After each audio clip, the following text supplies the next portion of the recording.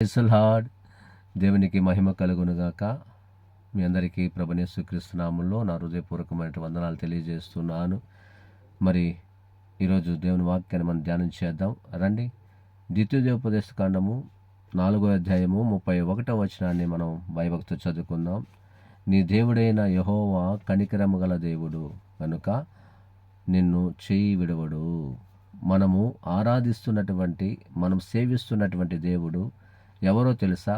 కనికరము కలిగిన దేవుడు, కరుణ కలిగిన దేవుడు.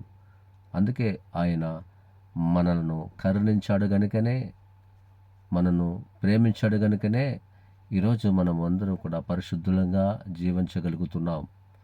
కాబట్టి అటువంటి కనికరముల దేవుని విడిచేసి చాలామంది బ్రతుకుతున్నారు ఈ రోజుల్లో. అయితే ఈ వాక్యం ఉంటున్న మీ జీవితంలో నువ్వు కనికరాన్ని పొందుకోవాలంటే, కరుణించబడాలంటే నీవు దేవునిని ఆశ్రయించాలి, దేవుని వెతకాలి, దేవుని సన్నిధికి రావాలి.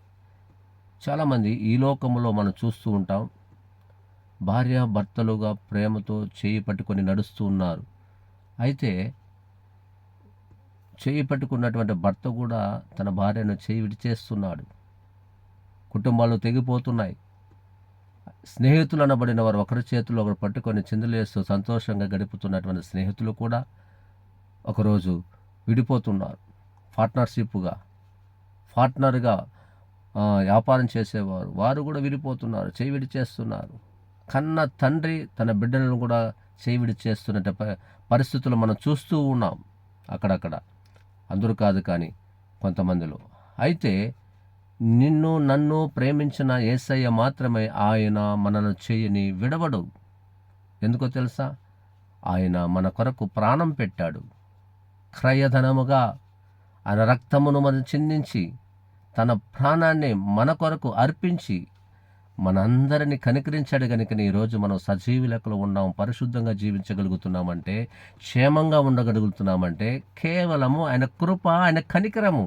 ఈ కనికరాన్ని నువ్వు పొందుకోవాలంటే నువ్వు ప్రభు యొద్దకు రావాలని మనస్ఫూర్తిగా కోరుకుంటూ ఈ షార్ట్ మెసేజ్ మీరు కూడా చదివి ధ్యానించాలని, మీ అందరూ కూడా దేవుని కృపను కనికరాన్ని పొందుకోవాలని, ఆయన చేతిలో మీరు ఉండాలని. ఆయన చేతిలో మీరు ఉంటే ఎక్కడ మీరు పడిపోరు, ఏ పరిస్థితుల్లో కూడా మీరు పడిపోరు.